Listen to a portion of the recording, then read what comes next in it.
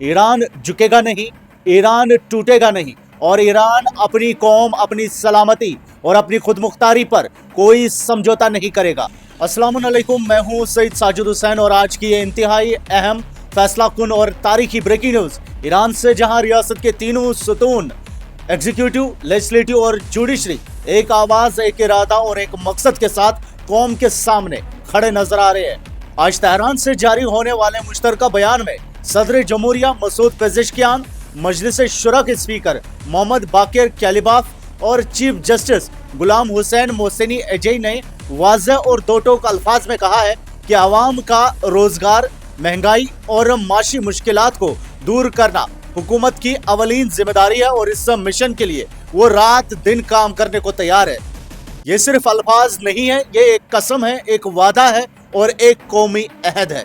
बयान में कहा गया कि ये तीनों इदारे रहबरे इनकिलाब इस्लामी आयतुल्लाह सैयद अली खामनाई की रोशन रहनुमा और तारीख साज हिदायत के मुताबिक आगे बढ़ रहे हैं और ईरान के एलीट, तालीम याफ्ता और मुस्तकबिल के मेमार नौजवानों की सलाहियतों से फायदा उठाया जा रहा है ताकि माशी इस्तेकाम और अवामी तहफ़्फ़ुज़ यकीनी बनाया जा सके।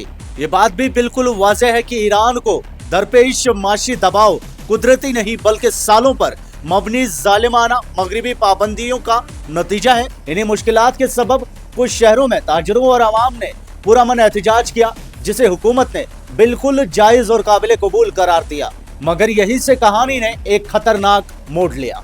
हुकूमती बयान के मुताबिक इन पुरअमन एहतजाजात को अमरीकी और इसराइली रहनुमाओं की हिमायत हासिल होने वाले फसादी अनासर ने हाईजैक कर लिया।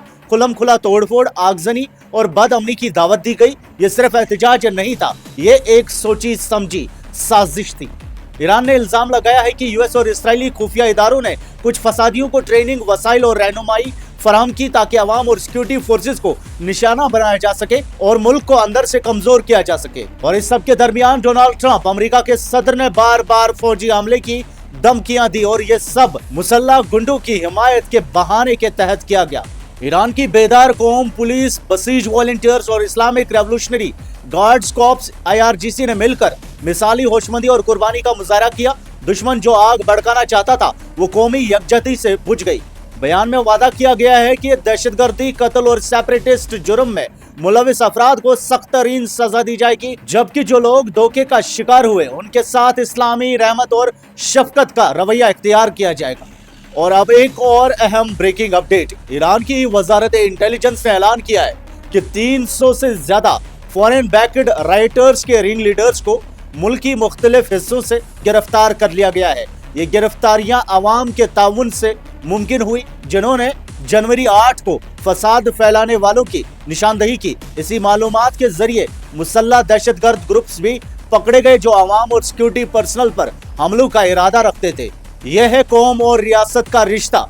जब अवाम खड़ी होती है तो दुश्मन चाहे जितना भी बड़ा हो, शिकस्त उसका मुकद्दर होती है। वजारत ने बताया कि कई सिक्योरिटी अफराद जख्मी होने के बावजूद अपनी ड्यूटी पर कायम है और अवाम से अपील की गई है कि दहशतगर्द और फसादी अनासर के खिलाफ मालूमात फराहम करते रहे। आखिर में यह वाज़ेह पैगाम है दुनिया के लिए, ईरान झुकेगा नहीं, ईरान टूटेगा नहीं और ईरान अपनी कौम, अपनी सलामती और अपनी खुदमुख्तारी पर कोई समझौता नहीं करेगा। ये थी तेहरान से आने वाली ब्रेकिंग न्यूज़। आपकी क्या राय है? कमेंट्स में हमें जरूर बताएं। मैं सईद साजिद हुसैन, GNI।